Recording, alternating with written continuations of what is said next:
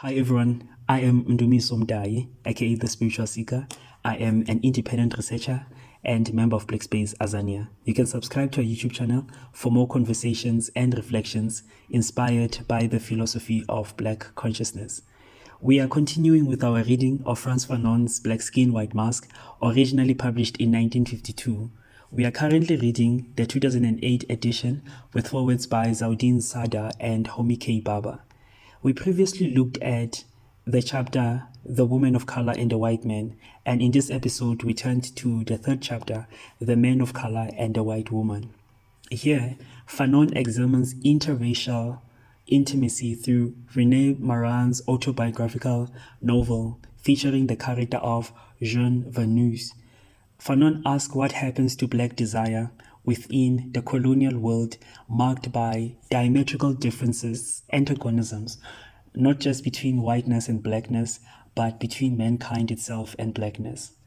Fanon does not treat the relationship between the black man and the white woman as a mere matter of personal attraction, but explores how anti-blackness, through its social construction of whiteness and blackness, influences our desires and perspectives in intimate or romantic relationships.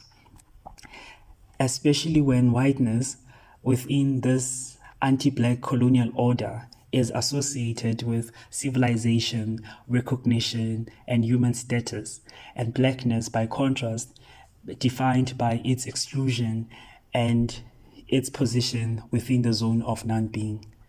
For the black non-subject, this creates a crisis of recognition. This is to say, Jean Veneuse's isolation cannot be separated from how anti-blackness shapes his self-understanding. His pursuit of a white woman raises an unsettling question.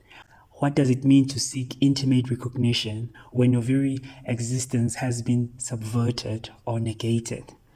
Fanon shows how the colonial world participates in producing the objects of our desire, where whiteness comes to represent an entry ticket into humanity. This also makes the chapter important for race and gender together, as it were with the previous chapter. Fanon is analyzing a specifically gendered figure, the black man, positioned within both racial and patriarchal hierarchies. Masculinity, class, colonial status, and a demand for recognition all converge in this encounter. To push Fanon further, David Marriott's chapter Dark Within in Haunted Life helps us complicate this psychic dynamic. Rather than viewing the colonial world as something outside that is simply internalized, Marriott blurs the boundary between inside and outside.